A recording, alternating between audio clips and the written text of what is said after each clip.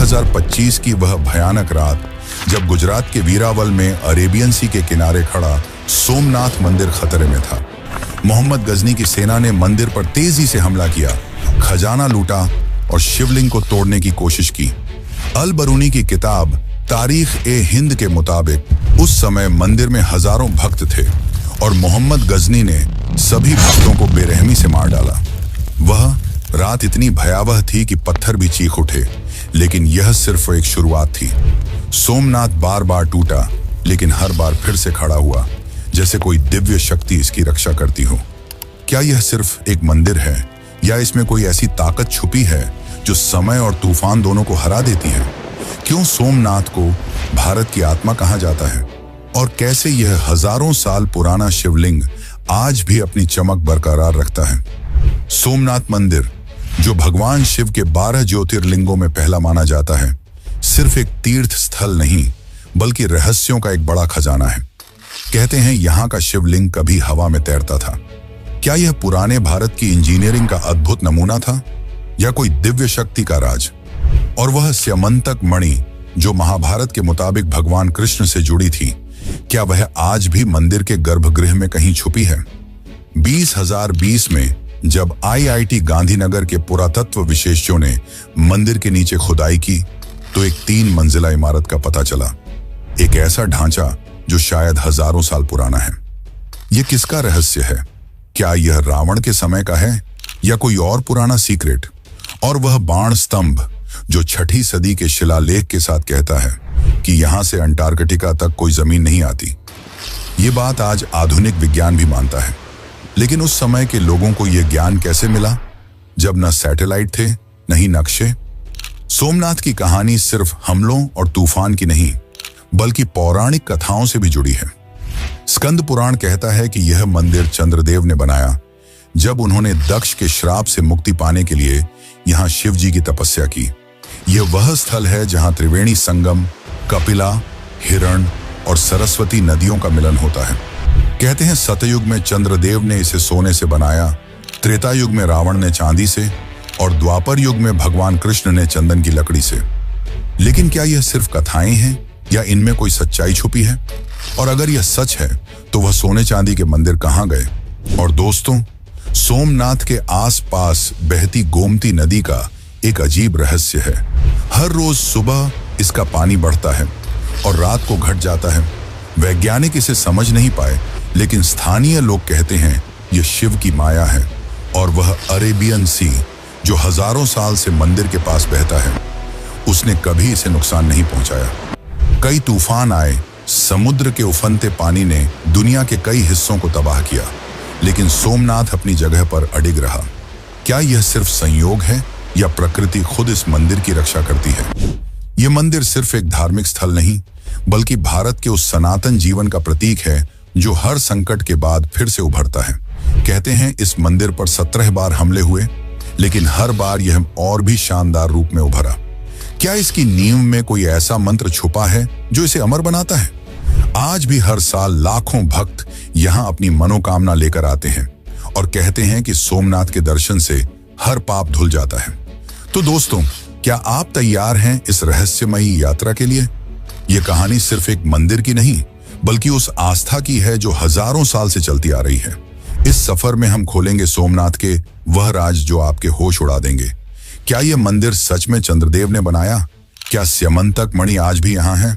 बाण स्तंभ का ये ज्ञान कैसे मिला? और वह 3 मंजिला इमारत का राज क्या है? तो बने रहिए हमारे साथ और कमेंट में हर हर महादेव जरूर लिखिए।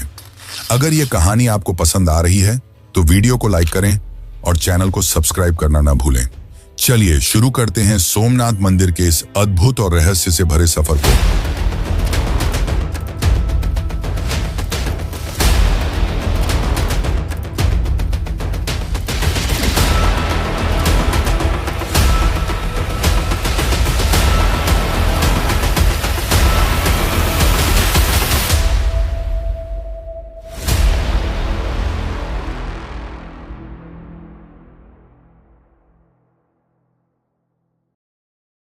सोमनाथ मंदिर की कहानी शुरू होती है एक ऐसी दुनिया से जहां देवता और असुर एक साथ रहते थे। यह है सत्य युग की बात, जब स्वर्ग में चंद्रदेव यानी चंद्रमा अपने रूप और तेज के लिए जाने जाते थे। स्कंद पुराण और ऋग्वेद के मुताबिक चंद्रदेव की कहानी एक ऐसी कथा है जो सोमनाथ मंदिर के जन्म से जुड़ी है।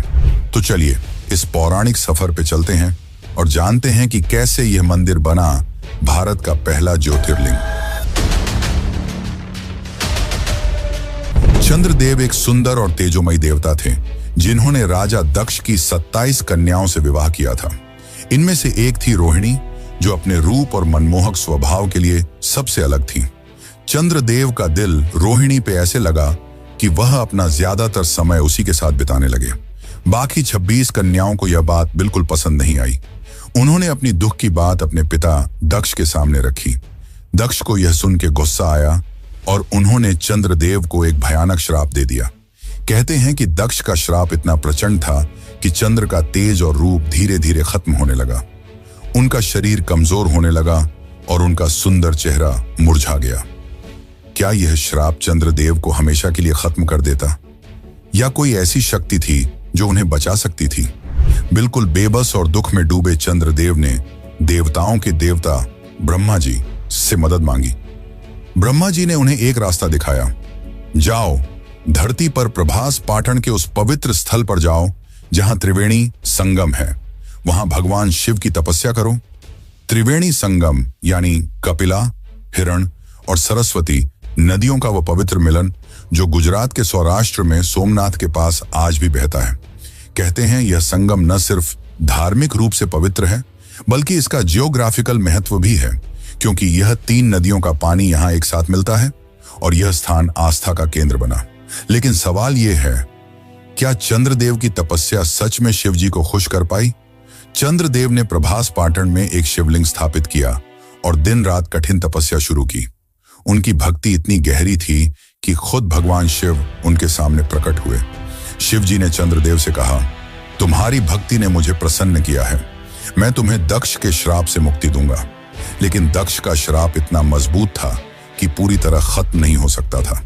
तो शिवजी ने एक वरदान दिया, तुम्हारा तेज हर महीने 15 दिन तक घटता रहेगा, लेकिन अगले 15 दिन में फिर से पूर्ण हो जाएगा। इसी वजह से आज भी हम चंद्रमा को शुक्ल पक्ष में बढ़ते और कृष्ण पक्ष में घटते देखते हैं। लेकिन यह कथा यहीं नहीं रुकती। चंद्रदेव ने शिवजी से एक और वरदान मांगा, प्रभु आप इस शिवलिंग में हमेशा के लिए विराजमान रहिए। शिवजी ने यह वरदान भी स्वीकार किया और तब से यह शिवलिंग सोमनाथ के नाम से जाना गया। सोम के नाथ यानी चंद्र के भगवान। लेकिन दोस्तों, सोमनाथ की पौराणिक कथा इससे भी गहरी है। स्कंद पुराण के मुताबिक यह मंदिर सिर्फ एक बार नहीं, बल्कि हर युग में अलग अलग रूप में बना। सत्य युग में चंद्रदेव ने इसे सोने से बनाया। कहते हैं वह मंदिर इतना चमकता था कि उसका तेज स्वर्ग तक जाता था। फिर त्रेता युग में रावण, जो शिव का बड़ा भक्त था, ने इसे चांदी से बनवाया और द्वापर युग में भगवान कृष्ण ने अपने हाथों से इसे चंदन की लकड़ी से सजाया। लेकिन यह सोने चांदी के मंदिर कहाँ गए? क्या यह सिर्फ कथाएं हैं या इनमें कोई सच्चाई छुपी है? और अगर यह सच है तो क्या वह पुराने ढांचे आज भी कहीं मंदिर के नीचे छुपाए हैं? और एक बड़ा सवाल, त्रिवेणी संगम का यह स्थान क्यों इतना खास है? कहते हैं यहाँ का पानी न सिर्फ शरीर को शुद्ध करता है, बल्कि मन को भी शांति देता है। स्थानीय लोगों का मानना है कि यहाँ स्नान करने से हर भक्त के दुख दूर होते हैं। लेकिन क्या यह संगम सिर्फ आस्था का प्रतीक है या इसके पीछे कोई और रहस्य है? सोमनाथ मंदिर के इस पहले ज्योतिर्लिंग का राज क्या है जो हजारों साल से लोगों के दिल में बसा है? तो दोस्तों, यह थी सोमनाथ की पौराणिक कथा, लेकिन यह सिर्फ शुरुआत है। इस कथा के बाद हम जानेंगे कि कैसे यह मंदिर बार बार टूटा लेकिन हर बार फिर से खड़ा हुआ। क्या वह स्यमंतक मणि जो कृष्ण से जुड़ी थी आज भी यहाँ छुपी है? और क्या यह मंदिर सिर्फ आस्था का स्थल है या इसमें कोई पुरानी तकनीक का राज छुपा है? कमेंट में हर हर महादेव जरूर लिखिए और बने रहिए हमारे साथ इस अद्भुत यात्रा में। चलिए आगे बढ़ते हैं सोमनाथ के इतिहास और रहस्यों की तरफ। कहते हैं यह मंदिर सिर्फ पत्थर का ढांचा नहीं, बल्कि भारत की सनातन शक्ति का प्रतीक है। लेकिन सवाल यह है, कैसे यह मंदिर इतने बड़े बड़े हमलों के बावजूद जिंदा रहा? क्या इसकी नींव में कोई ऐसा राज छुपा है जो इसे अमर बनाता है? चलिए शुरू करते हैं सोमनाथ के इतिहास के इस अद्भुत सफर को, जहां हर कदम पर है विनाश और पुनर्जन्म की कहानी। ये बात है 9वीं सदी की, जब गुर्जर प्रतिहार वंश के राजा नागभट्ट द्वितीय, जो 825 से 833 ईस्वी तक राज किया, सोमनाथ के पवित्र स्थल पर आए। इंस्क्रिप्शंस के मुताबिक उन्होंने यहाँ के सोमेश्वर शिवलिंग के दर्शन किए और इसकी महिमा को और बढ़ाया। उस समय सोमनाथ एक बड़ा तीर्थ स्थल था, जहां लोग दूर दूर से आते थे। फिर आई 10वीं सदी, जब चालुक्य वंश के राजा मूलराज ने यहाँ एक शानदार मंदिर बनवाया। कहते हैं यह मंदिर इतना भव्य था कि उसकी चमक समुद्र के पार तक जाती थी। लेकिन क्या यह मंदिर सच में मूलराज ने बनवाया, या यह सिर्फ एक कथा है? और अगर यह सच है तो क्या उस मंदिर का कोई हिस्सा आज भी यहाँ छुपा है? लेकिन दोस्तों, सोमनाथ का यह शानदार सफर 1025 ईस्वी में एक बड़े संकट से टकराया। अफगान शासक मोहम्मद गजनी ने अपनी सेना के साथ वीरावल पर हमला किया। अल-बिरूनी, जो उसके साथ था और उसने तारीख हिंद लिखी, कहता है कि सोमनाथ का खजाना इतना बड़ा था कि उसकी चमक दुनिया भर में मशहूर थी। गजनी ने मंदिर का खजाना लूटा और शिवलिंग को भी नुकसान पहुंचाने की कोशिश की। हजारों भक्तों ने अपनी जान गंवाई, लेकिन मंदिर की रूह को कोई नहीं मिटा सका। क्या यह मंदिर सिर्फ अपने खजाने के लिए निशाना बना, या इसके पीछे कोई और बड़ा राज था?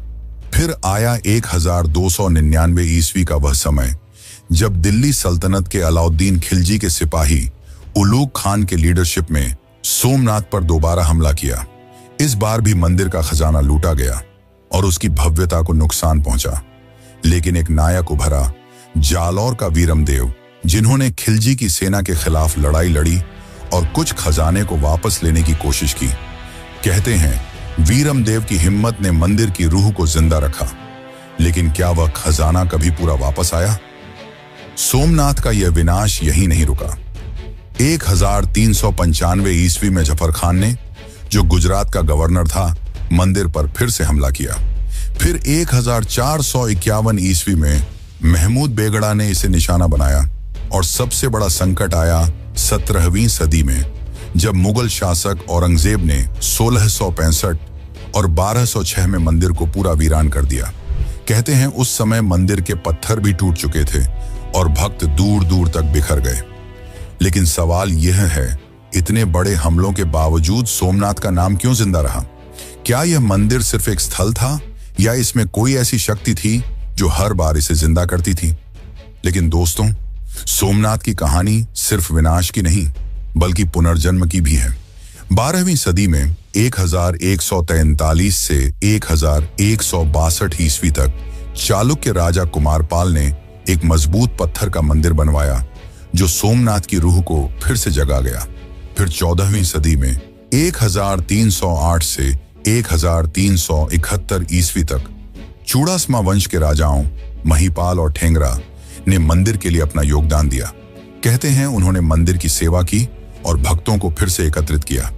लेकिन असली चमत्कार हुआ 1883 ईस्वी में, जब मराठा रानी अहिल्याबाई होलकर ने सोमनाथ के लिए एक नई रोशनी जलाई। उन्होंने एक छोटा लेकिन पवित्र मंदिर बनवाया, जो आज भी ओल्ड सोमनाथ या अहिल्याबाई टेम्पल के नाम से जाना जाता है। अहिल्याबाई के इस काम ने सोमनाथ की रूह को हमेशा के लिए जिंदा रखा, और उनका यह मंदिर आज भी उसी शक्ति को लेकर चलता है। और फिर आया वह पल जो सोमनाथ के इतिहास का सबसे शानदार दौर था। 1950 ईस्वी, भारत के लोहे के पुरुष सरदार वल्लभ भाई पटेल और डॉ राजेंद्र प्रसाद के लीडरशिप में सोमनाथ मंदिर को एक नए रूप में बनाया गया।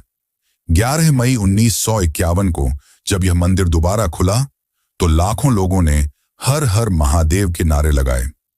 आर्कियोलॉजिकल सर्वे ऑफ इंडिया के मुताबिक यह नई इमारत चालुक्य स्टाइल आर्किटेक्चर का एक अद्भुत नमूना है, जिसका 150 फुट का शिखर आज भी सबको मोहित करता है। तो दोस्तों, यह था सोमनाथ का इतिहास, विनाश और पुनर्जन्म का एक अद्भुत सफर। लेकिन यह कहानी यहीं नहीं रुकती।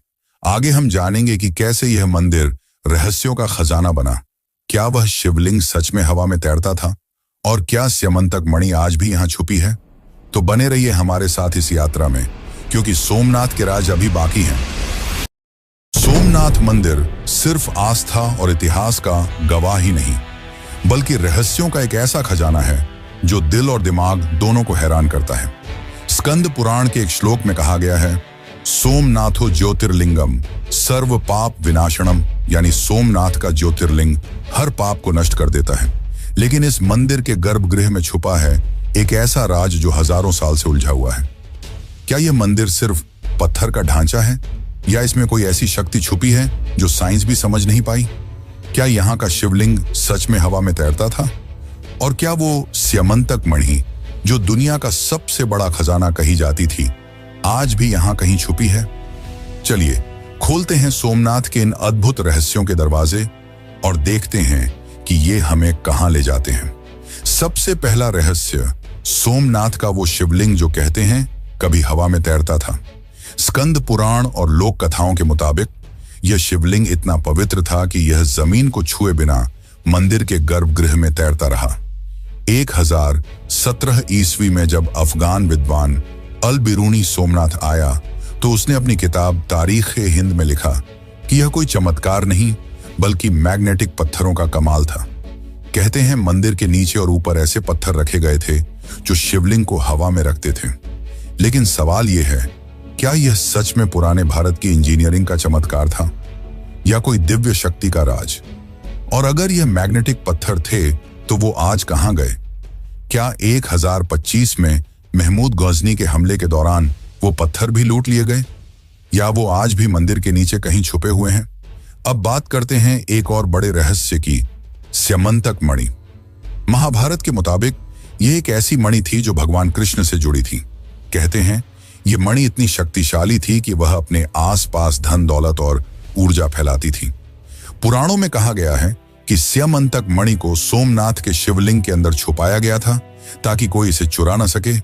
लेकिन जब 1025 में गजनी ने मंदिर पर हमला किया तो क्या वो इस मणि के पीछे था? कहते हैं उसने मंदिर का खजाना लूटा, लेकिन स्यमंतक मणि का कोई पता नहीं चला। क्या यह मणि आज भी मंदिर के गर्भगृह में कहीं छुपी है, या क्या यह एक ऐसी कथा है जो सिर्फ भक्तों के दिल में जिंदा है? और अगर यह मणि सच में यहाँ है तो क्या इसकी शक्ति आज भी मंदिर के आसपास महसूस होती है? फिर आता है सोमनाथ का वो रहस्य जो दुनिया भर के वैज्ञानिकों को हैरान करता है, बाण स्तंभ। मंदिर के पास एक छोटा सा स्तंभ है जिसमें 6ठी शताब्दी का एक शिलालेख लिखा है। इसमें कहा गया है कि यहां से समुद्र के रास्ते अंटार्कटिका तक कोई भी जमीन नहीं आती। ये बात आज मॉडर्न साइंस भी मानती है। सोमनाथ से साउथ पोल तक एक सीधी लाइन में कोई भी लैंडमास नहीं है। लेकिन यह सवाल दिल को छू जाता है, जब 6ठी सदी में न सैटेलाइट थे न ही गूगल मैप्स, तो पुराने भारत के लोगों को यह ज्ञान कैसे मिला? क्या यह सिर्फ एक संयोग था या कोई पुरानी विद्या का राज? और क्या यह शिलालेख कोई बड़ा संदेश छुपाए हुए है जो हम आज भी समझ नहीं पाए? अब चलिए मंदिर के पास बहती गोमती नदी के एक अजीब रहस्य की बात करते हैं। लोकल लोग कहते हैं कि गोमती का पानी हर रोज सुबह बढ़ता है और शाम को घट जाता है। यह ऐसा चमत्कार है जो वैज्ञानिक भी समझ नहीं पाए। कहते हैं यह शिव की माया है जो नदी के पानी को हर दिन एक नए रूप में लाती है। लेकिन क्या यह सिर्फ एक प्राकृतिक घटना है या इसके पीछे कोई बड़ा रहस्य छुपा है? ASI की कुछ रिपोर्ट्स के मुताबिक सोमनाथ के आसपास का जमीनी स्ट्रक्चर इतना अलग है कि यह पानी के फ्लो को अफेक्ट करता है। और दोस्तों, अरब सागर का वो राज जो सबको हैरान करता है। हजारों साल से यह समुद्र सोमनाथ के पास बहता है, लेकिन कभी इसने मंदिर को नुकसान नहीं पहुंचाया। कई तूफान आए, समुद्र के उफनते पानी ने दुनिया के कई हिस्सों को तबाह किया, लेकिन सोमनाथ अपनी जगह पर अडिग रहा। कहते हैं यह शिव की रक्षा का चमत्कार है। लोकल लोग एक कथा सुनाते हैं, जब भी कोई बड़ा तूफान आता है समुद्र का पानी मंदिर के पास आकर शांत हो जाता है। क्या यह सिर्फ संयोग है या प्रकृति खुद इस मंदिर की हिफाजत करती है? और अगर यह सच है तो क्या मंदिर के नीचे कोई ऐसी शक्ति है जो समुद्र को भी रोक लेती है? अब एक और बड़ा राज, 2020 की वो खुदाई जो IIT गांधीनगर के पुरातत्व एक्सपर्ट्स ने की। उन्होंने ग्राउंड पेनिट्रेटिंग रडार का इस्तेमाल करके मंदिर के नीचे एक 3 मंजिला इमारत का पता लगाया। ASI की रिपोर्ट्स के मुताबिक यह ढांचा शायद हजारों साल पुराना है, लेकिन इसका असली समय या मकसद आज भी एक राज है। क्या यह वो पुराना मंदिर है जो सतयुग में चंद्रदेव ने बनवाया था, या क्या यह कोई सीक्रेट टेम्पल का हिस्सा है जो इन्वेडर्स से छुपाया गया था? और अगर यह इतना पुराना है तो क्या इसमें स्यमंतक मणि या कोई और खजाना छुपा है? यह सवाल आज भी वैज्ञानिकों के लिए एक पहेली बना हुआ है। और एक बात, स्कंद पुराण के मुताबिक सोमनाथ मंदिर का नाम हर युग में बदला। सतयुग में इसे सोमनाथ कहा गया, त्रेता युग में प्राणनाथ, द्वापर युग में भैरवनाथ और कलयुग में फिर से सोमनाथ। लेकिन पुराण कहते हैं कि भविष्य में यह प्राणनाथ के नाम से जाना जाएगा। क्या यह नाम बदलने की कथा सिर्फ एक पौराणिक बात है, या इसके पीछे कोई बड़ा संदेश छुपा है? और क्या यह मंदिर भविष्य के लिए कोई बड़ा राज रखता है? तो दोस्तों, ये थे सोमनाथ के वो रहस्य जो दिल और दिमाग दोनों को छू जाते हैं। लेकिन यह कहानी यहीं नहीं रुकती। आगे हम जानेंगे कि सोमनाथ आज भी क्यों एक बड़ा तीर्थ स्थल है। क्या यह मंदिर सिर्फ आस्था का केंद्र है, या इसके रहस्य आज भी हमें कुछ नया सिखाते हैं? तो बने रहिए हमारे साथ इस यात्रा में, क्योंकि सोमनाथ के और भी राज खुलने बाकी हैं। दोस्तों, सोमनाथ मंदिर की कहानी पौराणिक कथाओं से शुरू हुई, इतिहास के तूफानों से गुजरी और रहस्यों के दरवाजे खुले। लेकिन आज यह मंदिर सिर्फ एक पुरानी कथा या राज नहीं, बल्कि भारत की आस्था और संस्कृति का एक जिंदा केंद्र है। एक श्लोक कहता है, सोमनाथ दर्शनम पुण्यम सर्व कामना सिद्धिदम, यानी सोमनाथ के दर्शन से हर मनोकामना पूरी होती है। आज हर साल लाखों भक्त यहाँ आते हैं, अपने दुख दर्द छोड़कर शांति और शक्ति ले जाते हैं। लेकिन सवाल यह है, क्या सोमनाथ आज भी उतना ही खास है जैसा हजारों साल पहले था? क्या इस मंदिर में ऐसी शक्ति है जो आज के मॉडर्न जमाने में भी लोगों के दिल को जोड़ती है? चलिए देखते हैं कैसे सोमनाथ आज भी भारत का दिल है। आज सोमनाथ मंदिर दुनिया के सबसे बड़े तीर्थ स्थलों में से एक है। टेम्पल एडमिनिस्ट्रेशन के मुताबिक हर साल 20 से 30 लाख भक्त यहां दर्शन के लिए आते हैं। होली, शिवरात्रि और श्रावण महीने में यहां इतनी भीड़ होती है कि वीरावल का हर रास्ता हर हर महादेव के नारों से गूंज उठता है। ये भक्त सिर्फ भारत से नहीं, बल्कि विदेशों से भी आते हैं, अमेरिका, ऑस्ट्रेलिया और यूरोप तक। कहते हैं यहाँ का शिवलिंग आज भी वही शक्ति रखता है जो चंद्रदेव के समय में था। लेकिन क्या यह सिर्फ आस्था है, या इस मंदिर के पत्थर और हवा में कुछ खास बात छुपी है? और क्यों लोग आज भी यहाँ अपनी जिंदगी के सबसे बड़े सपने लेकर आते हैं? सोमनाथ की शानदार इमारत आज के जमाने में भी सबको मोहित करती है। आर्कियोलॉजिकल सर्वे ऑफ इंडिया के रिकॉर्ड्स के मुताबिक यह मंदिर चालुक्य स्टाइल आर्किटेक्चर का एक अद्भुत नमूना है।